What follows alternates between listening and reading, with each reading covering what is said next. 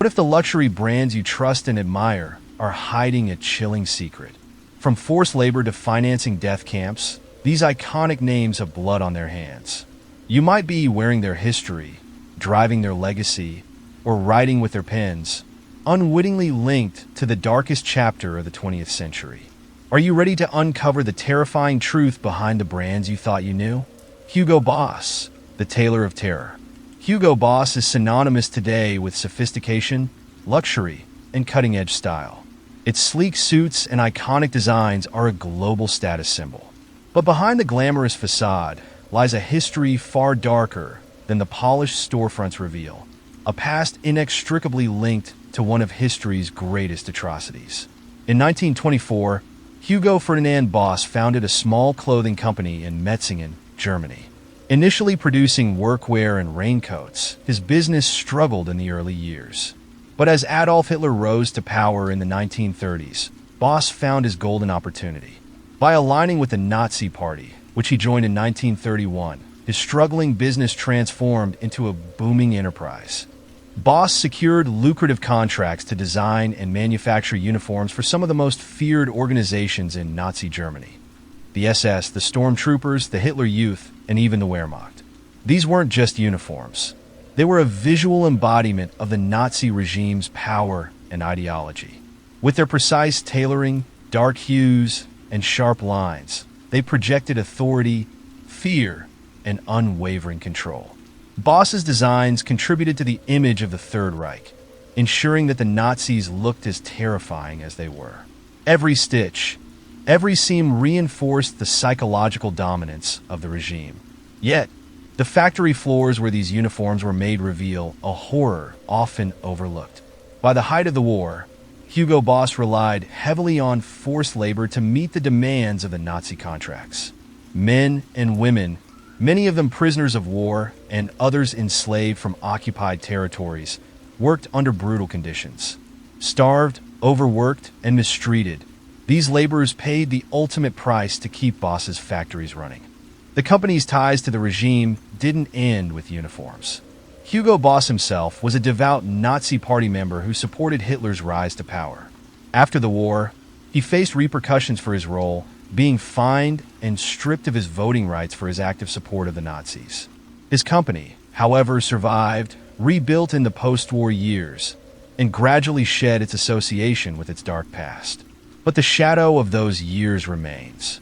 While today Hugo Boss markets elegance and luxury, the foundation of that success was built on the backs of the enslaved, in service of one of history's most horrifying regimes.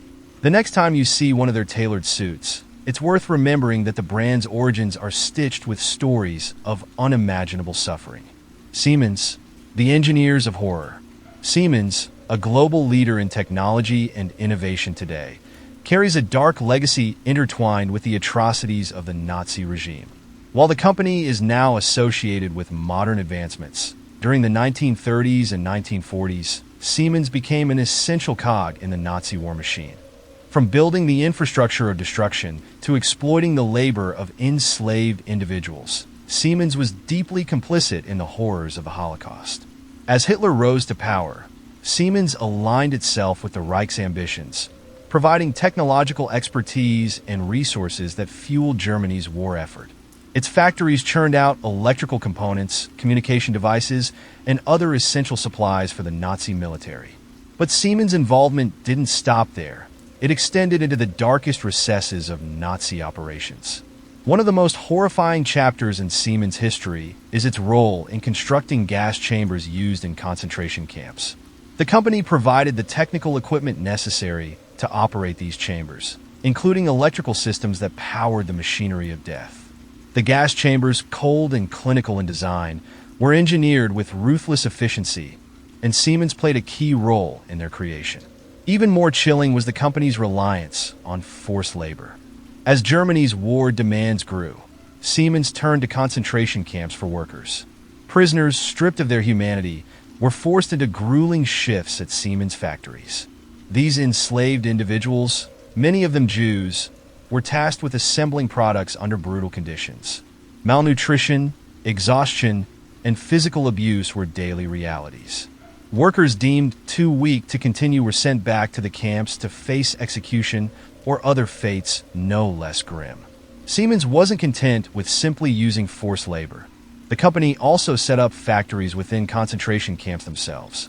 One such facility was located at Ravensbrück, a women's camp where prisoners manufactured electrical components. Survivors recounted the unbearable conditions, the freezing temperatures, meager rations, and relentless brutality. The factory floor was a place of suffering and despair, its machines fueled not just by electricity, but by human misery. While Siemens reaped profits from its collaboration with the Nazis, the human cost was immeasurable. The company's complicity in the Holocaust, both in its contributions to the machinery of genocide and its exploitation of slave labor, stands as a haunting reminder of the depths to which industry can sink when aligned with tyranny. Adidas and Puma, the Dassler brothers' Nazi legacy. Adidas and Puma, two of the most famous sportswear brands in the world, have their roots in a story as dark as it is fascinating.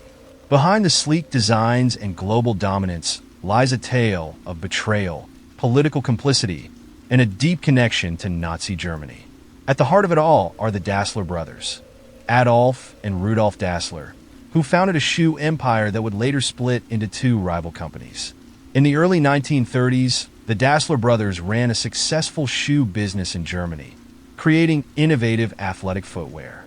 But as Adolf Hitler rose to power, the brothers didn't shy away from aligning themselves with the Nazi Party.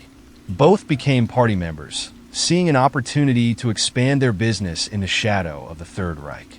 Their shoes gained prominence, with Adolf Dassler even presenting a pair to Jesse Owens during the 1936 Berlin Olympics, a peculiar twist in a story otherwise drenched in loyalty to the Nazi regime. When World War II began, the brothers' factory shifted gears. Instead of sports shoes, it produced footwear and other supplies for the German military. The company also employed forced laborers, a practice that became commonplace among Nazi-aligned industries. Rudolf, the more politically vocal of the two, developed deeper ties to the regime, while Adolf focused on keeping the factory running. Their partnership, however, crumbled under the weight of war and personal animosity. The exact details of their falling out remain murky, but accusations of betrayal during the war years drove a permanent wedge between them. Rudolf believed Adolf had turned him in to the Allies, leading to his brief imprisonment. After the war, the brothers split their company, with Adolf founding Adidas and Rudolf creating Puma. While the Dassler brothers went on to build two of the most successful sports brands in history, their shared past remains a haunting reminder of their ties to a regime that thrived on terror. The rivalry between Adidas and Puma may dominate headlines today, but their origin story is steeped in a darkness that lingers just beneath the surface of their corporate success. Nestle, sustenance for the Reich. Nestle, the Swiss-based food giant that dominates the global market with everything from chocolate to infant formula, has a troubling past tied to the Nazi regime. Though the brand is now seen as a symbol of wholesome products and nourishment, its actions during World War II cast a chilling shadow over its modern-day reputation. During the war, Nestle's operations in Nazi-occupied territories were extensive, and the company was deeply embedded in the war economy. Nestle's factory in Vichy-controlled France continued to produce products that were supplied to both the German army and the civilian population. The company's goods, including chocolate, condensed milk, and baby food, were in high demand during the war, particularly for German soldiers and workers in the occupied countries. But the dark side of Nestle's operations during this time lies in its use of forced labor. Like many companies operating in Nazi-controlled areas, Nestle relied on prisoners from concentration camps to fill labor shortages. These workers were subjected to inhumane conditions, working long hours in brutal environments, with little regard for their safety or well-being. Nestle, like many other multinational companies, benefited from the cheap, often free, labor of these prisoners, which enabled the company to meet the massive production demands of the war effort. Nestle's factory in Vichy, France was just one of many companies in occupied Europe that continued its operations under Nazi rule. While the company's products kept food supplies flowing to German troops, it's widely accepted that Nestle did little to question the ethics of its wartime actions. The company's collaboration with the Nazi regime, even if driven by the desire to keep its business afloat during the war, was a direct result of its prioritization of profit over human dignity. Nestle's ties to the Nazi regime didn't end with the war. The company's continued success in the post-war years was built, in part, on its wartime practices. Though the company was never directly implicated in the worst atrocities of the war, its actions during the Holocaust and its complicity in forced labor have sparked questions about the ethical costs of its global success. In the years following the war, Nestle grew into one of the most powerful multinational corporations in the world. Today, its products are found in nearly every corner of the globe, from coffee to baby food. Yet, as the company has expanded, it has also faced criticism for its historical actions. Many people continue to ask whether corporations like Nestle, which profited from the suffering of others during the war, can ever truly atone for their role in the Nazi economy. The legacy of Nestle's wartime activities serves as a reminder that even the most trusted brands can have dark histories that are conveniently overlooked in the pursuit of profit. The company's role in the Holocaust is a chilling testament to how economic necessity, when coupled with moral indifference, can lead to participation in some of history's greatest horrors. Bayer, the poisoners of Auschwitz. When you think of Bayer, you might picture aspirin bottles or cutting-edge pharmaceuticals that save lives and alleviate pain. Yet, lurking in the shadows of its history is a legacy drenched in blood, a chilling connection to the Holocaust and the machinery of death that defined Nazi Germany. Bayer was a part of IG Farben, a chemical conglomerate that became one of the Nazi regime's most powerful corporate allies. IG Farben wasn't just a passive participant in the war effort. It was a linchpin in the Nazi war machine, responsible for producing everything from synthetic fuel to explosives. But its most infamous product was Zyklon B, the deadly gas used in concentration camps to exterminate millions of Jews, Roma, political prisoners, and other marginalized groups. Bayer's contribution to the horrors of the Holocaust didn't stop at producing chemicals. The company was directly involved in human experimentation, one of the most grotesque and inhumane aspects of Nazi Germany. Auschwitz, the largest and most notorious of the concentration camps, served as a testing ground for Bayer's experimental drugs. The company actively purchased prisoners from the SS, treating them as little more than disposable test subjects. In one harrowing instance, correspondence between Bayer and Auschwitz officials reveals the dehumanizing transactions. A letter from Bayer negotiates the price of prisoners, coldly referring to them as materials. These materials were subjected to horrific medical experiments, testing the effects of drugs that often resulted in agonizing deaths. Survivors of these experiments were rare, and those who lived bore scars, both physical and psychological, that lasted a lifetime. The role of Bayer and IG Farben in the Nazi regime extended beyond individual atrocities. IG Farben directly funded the construction of Auschwitz III, also known as Monowitz, a labor camp designed to provide the conglomerate with a steady supply of slave labor. Tens of thousands of prisoners perished under the backbreaking conditions, working to produce synthetic rubber and fuel for the Nazi war effort. After the war, IG Farben was dismantled during the Nuremberg trials, but its legacy lingered. Bayer, along with other companies that emerged from the conglomerate's ashes, rebuilt its reputation in the post-war years. However, the stain of its involvement in the Holocaust could not be erased. Survivors and human rights advocates have long criticized Bayer for failing to adequately acknowledge its role in Nazi crimes, and its history remains a chilling reminder of how science and industry can be twisted to serve the darkest ends. Even today, as Bayer markets itself as a pioneer in medical innovation, the ghosts of its past linger. Every breakthrough drug and every medical advancement carries the weight of its history, a history forged in concentration camps, fueled by human suffering, and written in the blood of its victims. IBM, the machines of oppression. IBM, the technological giant synonymous with progress and innovation, hides a sinister secret in its archives. A dark partnership with Nazi Germany that enabled the machinery of the Holocaust to operate with chilling efficiency. The tools of modern computation, hailed today as engines of progress, were once wielded as instruments of mass oppression. In the 1930s, IBM was already a leader in data processing technology. Its punch card systems, revolutionary for the time, could process vast amounts of information faster than any manual method. In Nazi Germany, this innovation caught the eye of Adolf Hitler's regime. Obsessed with organization and precision, the Nazis saw IBM's technology as the perfect tool for cataloging their enemies. The partnership was not coincidental. IBM's German subsidiary worked directly with the Nazi Party to create customized punch cards tailored to the regime's needs. The scope of this collaboration is staggering. IBM's machines didn't just help the Nazis manage census data. They became the backbone of their racial classification system. Jewish citizens, Roma, political dissidents, and others deemed undesirable were systematically identified and categorized. The precision of IBM's punch card system enabled the Nazis to track individuals by ethnicity, occupation, and location with terrifying accuracy. The punch cards, encoded with numbers corresponding to the Reich's monstrous classification codes, were indispensable in planning the logistics of genocide.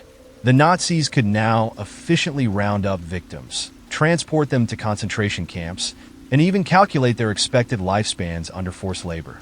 In places like Auschwitz, IBM's machines were used to monitor prisoner work assignments and extermination schedules. The cold, mechanical precision of this technology turned genocide into an administrative task.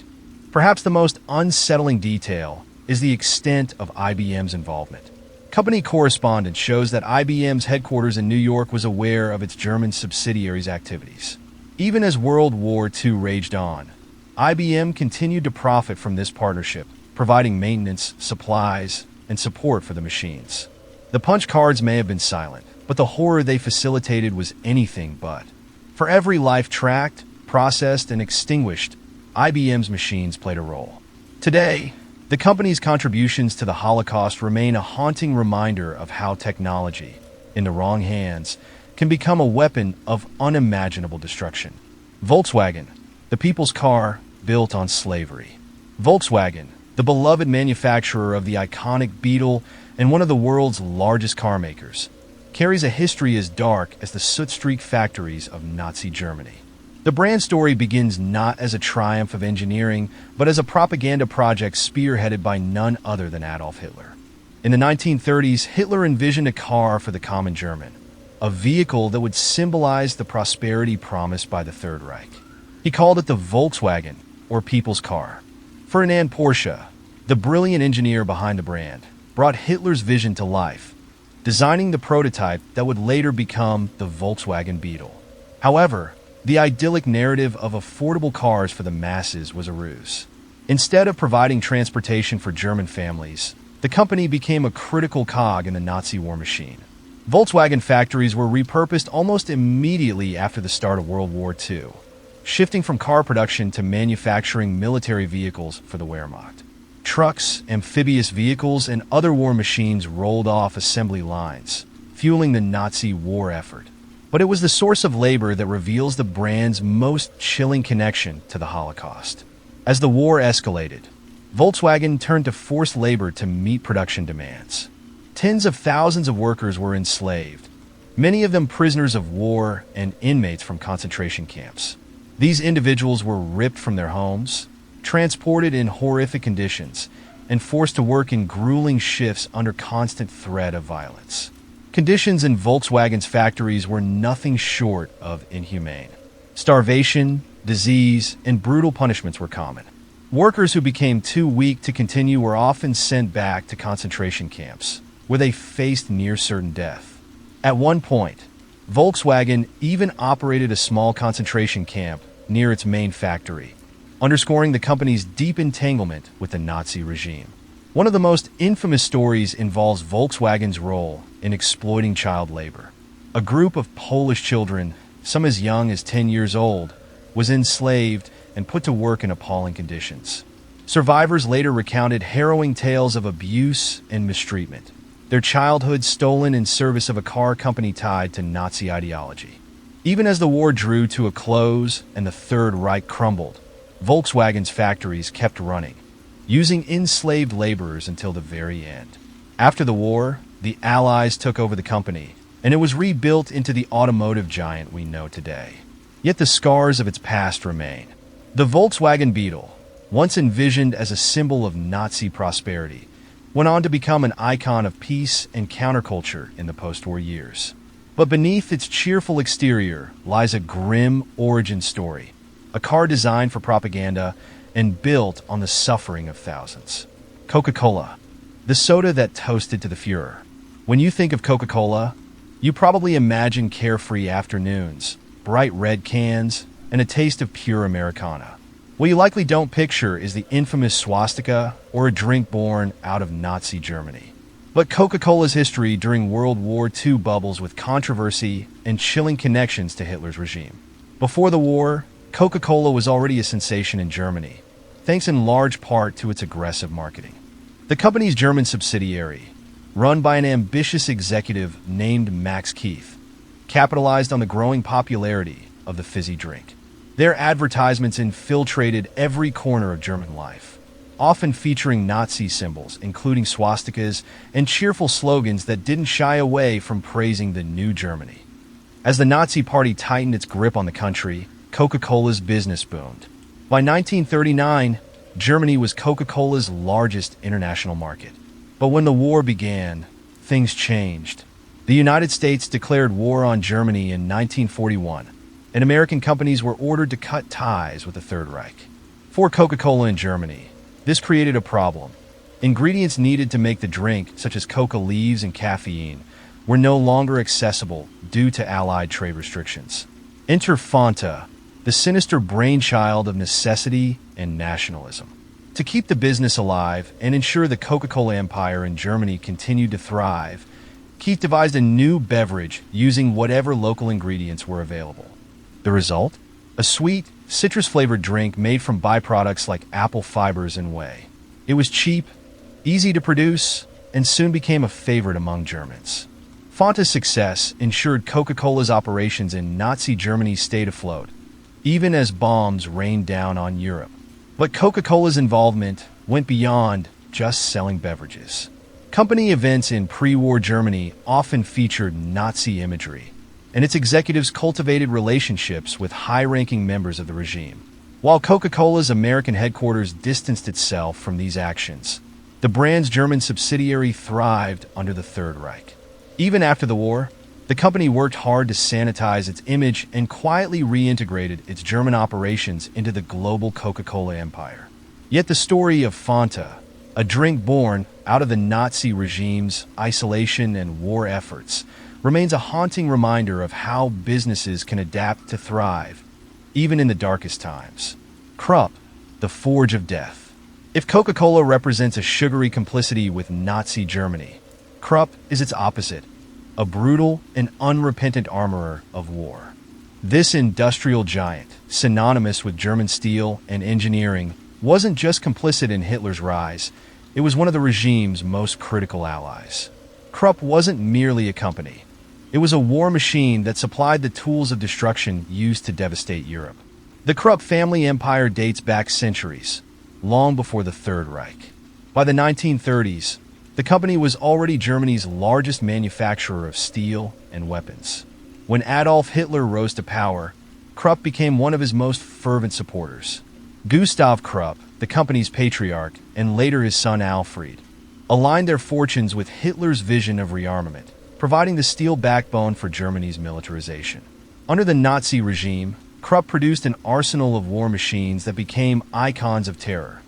The Tiger tanks that rumbled across battlefields, the U-boats that stalked Allied convoys, and the massive railway guns that obliterated enemy fortifications. Krupp didn't just supply weapons. It engineered instruments of devastation on an unprecedented scale. But the company's darkest chapter lies in its use of forced labor. As the war expanded and labor shortages hit Germany, Krupp turned to concentration camps and prisoner of war camps to fill its factories. Thousands of enslaved individuals, many of them Jews and political prisoners, were transported to work under appalling conditions. Malnourished, abused, and subjected to brutal punishments, these workers were seen as expendable cogs in Krupp's industrial machine. In some cases, The company's factories were built right next to concentration camps to streamline the process of acquiring and exploiting labor. Survivors of these camps recounted harrowing tales of their time at Krupp, where 12-hour shifts were the norm, and death was often the only escape from the misery. Krupp's allegiance to the Nazi cause extended beyond labor exploitation. The company used its wealth and influence to fund Nazi propaganda and support Hitler's ambitions of conquest. This wasn't merely a business decision, it was a wholehearted commitment to the ideology of the Third Reich. After the war, Krupp faced the Nuremberg trials, where its leaders were held accountable for their crimes. Alfred Krupp, who had taken over from his father, was convicted of using slave labor and sentenced to prison. However, in a controversial decision, he was released in the 1950s, and the Krupp empire was allowed to rebuild, becoming a cornerstone of post-war German industry. Today, Krupp operates as a global engineering and steel company under the name ThyssenKrupp, but its past remains a chilling testament to how industry and ideology can intertwine to unleash unimaginable horrors. The weapons Krupp forged weren't just tools of war. They were instruments of death, wielded by a regime intent on annihilation. BMW, engines of oppression. BMW, the celebrated automaker known for its sleek designs and high-performance vehicles, has a history that veers into the sinister. During World War II, the Bavarian Motor Works didn't produce luxury cars for the elite or sporty sedans for enthusiasts. Instead, BMW was a key player in manufacturing aircraft engines for the Nazi war machine. Its factories roared with activity, churning out machines of destruction that darkened Europe's skies. But those engines came at a horrific human cost. As the war escalated, BMW faced increasing production demands from the Nazi regime. To meet these quotas, the company turned to forced labor, a decision that plunged it deep into the horrors of the Holocaust. BMW's factories became sites of exploitation, staffed by prisoners from concentration camps and other enslaved individuals. The conditions for these workers were inhumane. Prisoners, many of them Jews, were subjected to brutal 12-hour shifts assembling engines and components. They worked under constant surveillance, with guards quick to punish any perceived mistakes. The factories were freezing in winter, suffocating in summer, and always devoid of compassion. Malnutrition and exhaustion were rampant, and those who collapsed were often beaten or executed. BMW's reliance on forced labor wasn't limited to adults. Some factories employed child labor, further underscoring the company's deep entanglement in Nazi atrocities. The workers weren't just building machines. They were slowly being consumed by them, their lives ground down like the metal parts they assembled. Beyond the physical exploitation, the psychological toll was immense. Survivors described the constant fear of being deemed unfit for work, a designation that often resulted in a one-way trip back to the concentration camps. For many, the factories were not places of salvation, but extensions of the camps themselves, where survival was measured in days, not years. BMW's aircraft engines powered the Luftwaffe, the Nazi Air Force, whose bombers and fighters wreaked havoc across Europe. Every engine represented a piece of machinery that contributed to destruction and death. The irony is bitter. The sleek BMW logo we recognize today once adorned machines that symbolized terror. After the war, BMW's leadership faced scrutiny for their actions during the Nazi era. The company's owners, the Quandt family, were deeply embedded in the regime and profited immensely from their collaboration. While some individuals faced trials, BMW itself emerged from the war largely unscathed, rebuilding its brand and eventually becoming a symbol of luxury and innovation. Today, the polished image of BMW belies its grim past. The engines it once built were not tools of transportation, but instruments of oppression, created by hands forced into servitude. Beneath the gleaming cars and roaring engines lies a history stained with suffering and complicity, a legacy that lingers in the shadows of the brand's success. Deutsche Bank, the financiers of the Holocaust. Deutsche Bank, one of the largest financial institutions in the world, was more than just a passive observer during the Nazi era. It was an active participant in the machinery of oppression. From funding the construction of concentration camps to profiting off the suffering of Jewish families, Deutsche Bank's role during World War II is a chilling testament to how greed and complicity can intertwine with horror.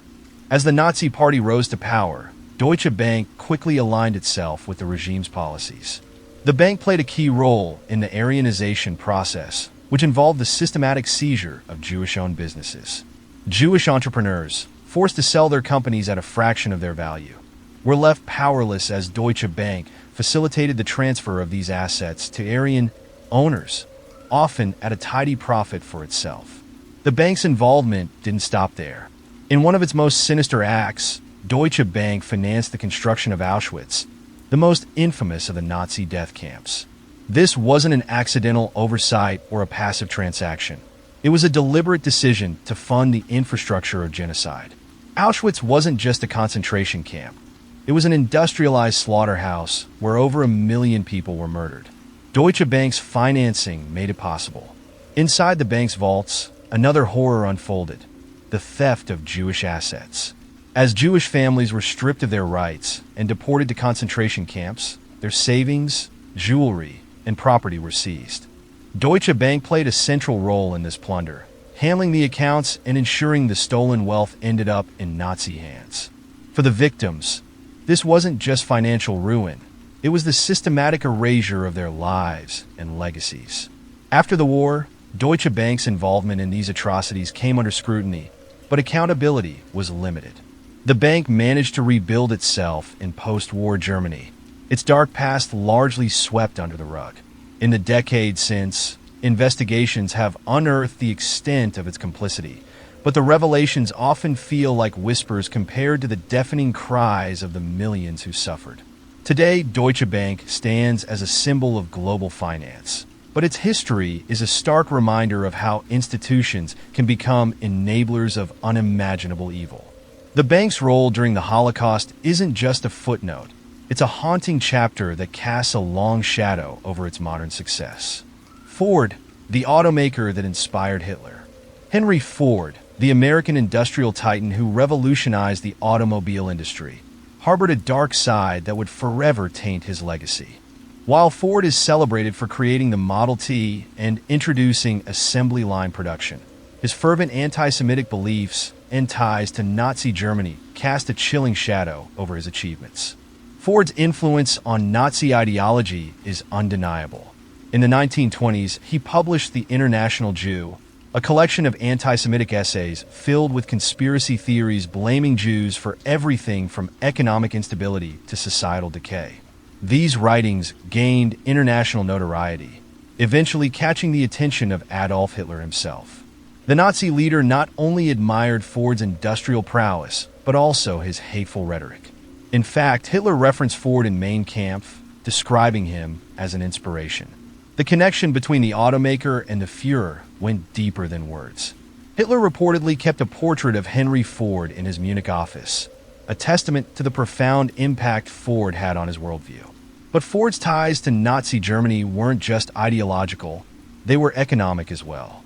During World War II, Ford's German subsidiary, Fordwerk, played a critical role in the Nazi war machine. The company manufactured trucks and other vehicles used by the Wehrmacht to wage war across Europe. Even as the United States entered the conflict, Fordwerk continued its operations, benefiting from forced labor. Enslaved workers, including concentration camp prisoners, were forced into grueling shifts in Ford factories, assembling the vehicles that would further the Nazi cause. Ford's involvement with Nazi Germany is a dark stain on the company's history, a stark reminder of how the pursuit of profit and personal ideologies can lead to complicity and atrocity. Today, the Ford name is synonymous with innovation and mobility, but its founder's disturbing legacy lingers like an unsettling ghost in the rearview mirror. Bosch, the war machine's silent partner. Robert Bosch GmbH, the engineering and electronics giant known today for its cutting-edge appliances and automotive technology, once operated as a crucial cog in the Nazi war machine. During the 1930s and 1940s, Bosch aligned itself with Hitler's regime, manufacturing critical military equipment and exploiting forced labor to fuel the Third Reich's ambitions. As the Nazis prepared for war, Bosch became an indispensable partner, producing components essential for Germany's military operations. The company specialized in aircraft parts, including fuel injection systems and ignition components for Luftwaffe planes. These precision-engineered devices powered the planes that rained destruction across Europe, making Bosch a silent yet pivotal player in the Nazis' blitzkrieg tactics. But Bosch's factories weren't just hubs of technological innovation. They were sites of human suffering. To meet the demands of wartime production, the company turned to forced labor. Thousands of enslaved workers, including prisoners from concentration camps, toiled under brutal conditions in Bosch facilities. These workers endured long hours, minimal food, and constant surveillance, with little hope of escape. One particularly horrifying aspect of Bosch's wartime operations was its use of prisoners from the Auschwitz concentration camp. These individuals, already subjected to unimaginable torment, were transported to Bosch factories to assemble components for the Nazi war effort. Their lives were seen as expendable, and those who couldn't keep up with the grueling pace were discarded like broken tools. Despite this dark chapter, there's an ironic twist to Bosch's history. The company's founder, Robert Bosch, was a vocal opponent of the Nazis before his death in 1942. He supported Jewish communities and funded anti-Nazi activities during the regime's early years. However, after his death, the company fell under the control of individuals who prioritized collaboration with the Reich over moral integrity. Bosch's story is one of stark contrasts. A company that once embodied innovation and social responsibility becoming a willing participant in one of history's greatest horrors. While Bosch has since worked to atone for its past, the memories of its wartime complicity serve as a chilling reminder of how even the most respected institutions can be consumed by darkness. Allianz, insuring the Nazi machine. Allianz, one of the largest insurance companies in the world today, has a dark and troubling history tied to Nazi Germany. During the Third Reich, Allianz didn't just offer insurance policies. It became a willing accomplice to the regime's atrocities, providing financial support and benefiting from the systematic persecution of Jewish citizens. In the 1930s, Allianz's CEO, Kurt Schmidt, maintained close ties with the Nazi leadership, ensuring the company was deeply embedded in the new regime. Schmidt even served as Hitler's Minister of Economics for a brief period, cementing Allianz's role as a corporate partner in the Nazi agenda. The company ensured key facilities for the regime, including some of the most infamous sites of terror concentration camps. By ensuring these locations, Allianz enabled their operation while profiting from the business. Allianz's involvement in the Aryanization process is particularly chilling. This program systematically stripped Jewish families of their businesses, properties, and livelihoods. Allianz facilitated this by canceling or refusing payouts on insurance policies held by Jewish clients. Instead, the funds were often transferred to the Nazi government or used to finance the Aryanization process. Jewish families who had paid premiums for years found their safety nets turned into tools of oppression. The company's reach extended even further into the Holocaust's grim machinery. After Jewish property owners were sent to concentration camps, Allianz worked with the regime to ensure the confiscated properties for their new Aryan owners. It was an unholy alliance of corporate greed and systemic dehumanization, with Allianz standing to profit at every turn. Though Allianz has since become a global insurance powerhouse, its role during World War II remains a chilling reminder of how businesses can be complicit in atrocities. The company's willingness to align itself with the Nazi regime exemplifies the dangers of prioritizing profits over humanity. Tiffany Co, glittering secrets of the Third Reich. Tiffany Co, the luxury jewelry company known for its iconic blue boxes, has long been a symbol of elegance and high society. Yet, hidden behind its shimmering reputation is a disturbing link to the Nazi regime. In the years leading up to and during World War II, Tiffany's German affiliate operated in a fashion that many would find hard to reconcile with the brand's polished image today. In the 1930s, as Adolf Hitler solidified his hold on power, the Nazis enacted a series of policies that systematically stripped Jewish people of their property, businesses, and livelihoods. This was known as the Aryanization process. Jewish-owned businesses, including those in the jewelry industry, were either seized or forced to sell at a fraction of their worth. Tiffany's German branch was reportedly involved in acquiring these assets, jewels, diamonds, and other precious items seized from Jewish merchants and families. While the company itself did not directly seize these properties, it operated within a system that relied heavily on exploiting Jewish businesses. The company's actions during this time have been the subject of controversy, with reports suggesting that Tiffany's German affiliate played an indirect role in facilitating the transfer of these assets to the Nazi regime. The war years were marked by collaboration and survival. And while Tiffany was not the only company benefiting from the Nazis' Aryanization efforts, its association with the regime's exploitation of Jewish wealth cannot be ignored. This connection leaves a dark mark on the company's otherwise gleaming history.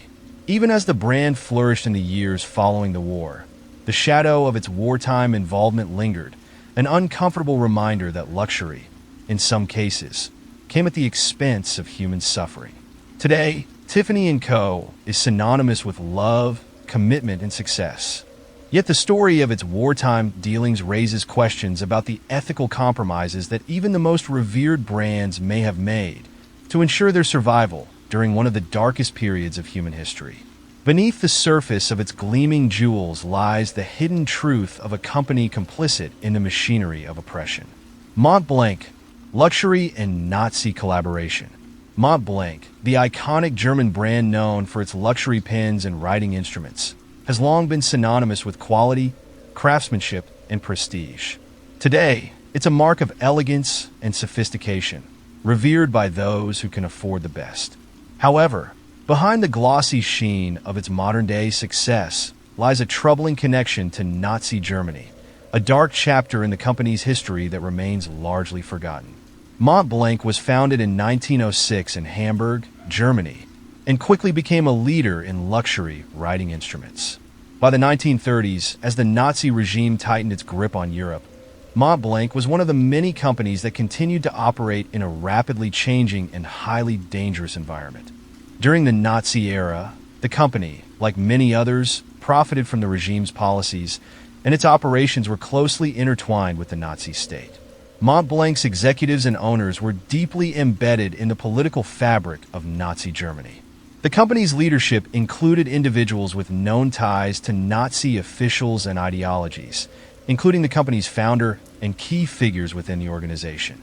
Although the company's products were luxury items, they were marketed to and bought by those within the Nazi elite, including high-ranking officers and wealthy industrialists who supported the regime. But Montblanc's more sinister connection to the Nazis went beyond merely providing luxury goods to the wealthy elite. The company was part of a broader trend in which German businesses, whether consciously or not, became enmeshed in the atrocities committed by the Nazis. During World War II, Montblanc's factories, like many others, relied on forced labor to continue production and meet wartime quotas. Thousands of prisoners from concentration camps were sent to work in Montblanc's factories under appalling conditions. These workers were forced to endure long hours, inadequate food, and constant fear. They were treated as expendable resources to keep the machines of war and commerce turning, with little regard for their humanity. Montblanc's willingness to employ forced labor reflects the company's prioritization of profit and production over the well-being of human beings.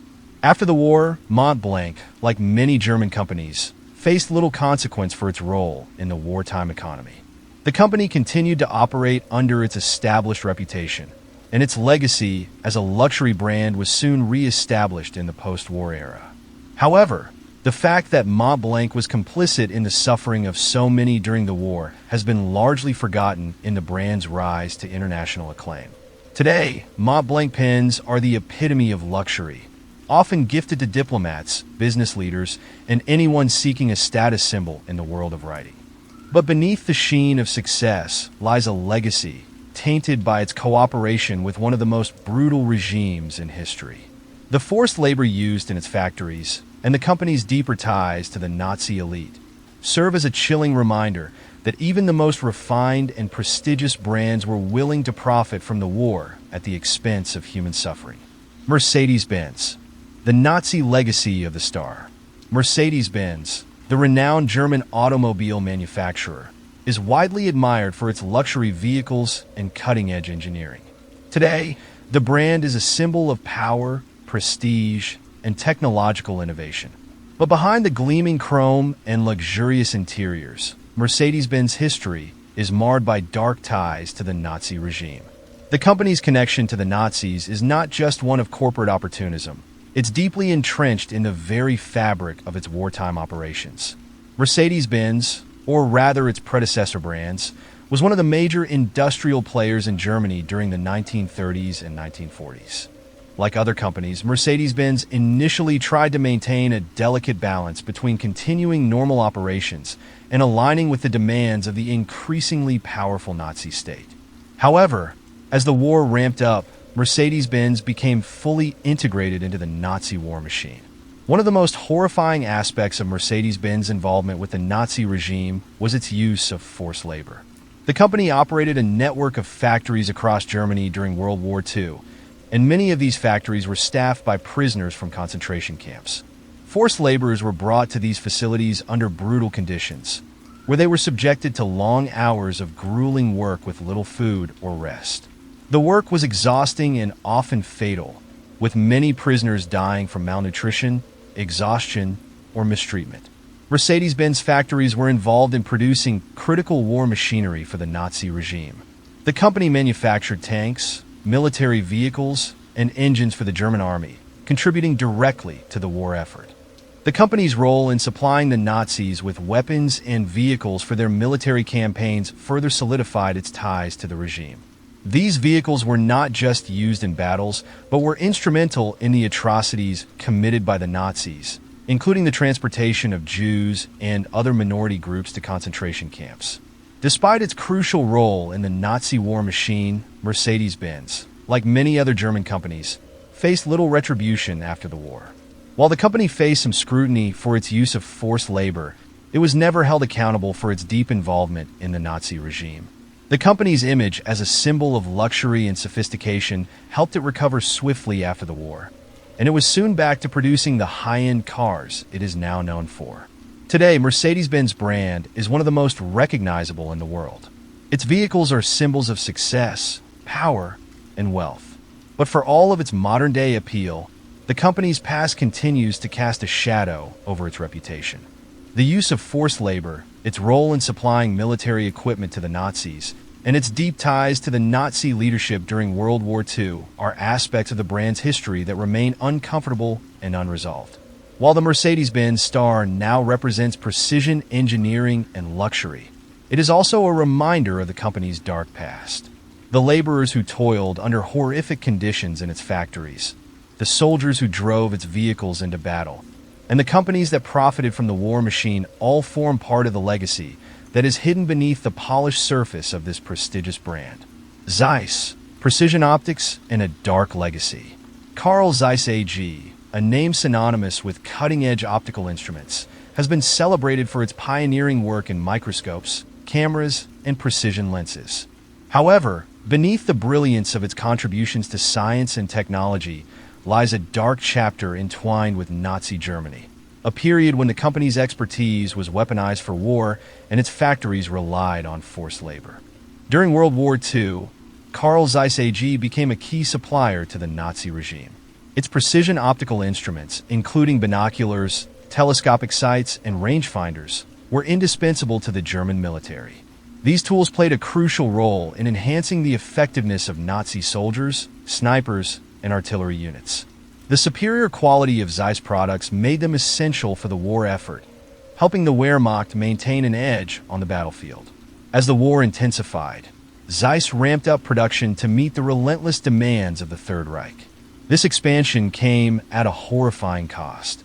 The company used forced labor, including prisoners from concentration camps, to sustain its output. These workers were subjected to grueling conditions, enduring long hours with inadequate food, medical care, or safety protections. Many perished from exhaustion, malnutrition, or outright neglect. One of Zeiss's most notorious associations was its involvement in the Mittelwerk facility, a site infamous for its production of V-2 rockets. The underground factory, operated in conjunction with other Nazi-linked companies, relied heavily on forced labor from the nearby Mittelbau-Dora concentration camp. Thousands of laborers died due to the brutal conditions. And while Zeiss was not directly responsible for their treatment, its optical components were integral to the facility's operations. Zeiss also played a role in furthering Nazi propaganda and surveillance. The company's advanced lenses were used in cameras that documented Nazi rallies, filmed propaganda films, and even facilitated military reconnaissance missions. In this way, Zeiss technology not only bolstered the regime's military strength, but also its ideological grip on Germany and occupied territories. After the war, Carl Zeiss AG largely escaped accountability for its wartime actions. The company's reputation as a leader in optics allowed it to quickly rebuild and regain global prominence. Today, Zeiss is a respected brand, celebrated for its innovations in healthcare, photography, and science.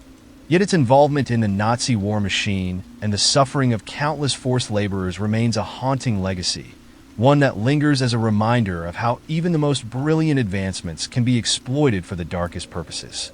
As you've uncovered the dark truths behind these iconic brands, it's impossible to look at them the same way again.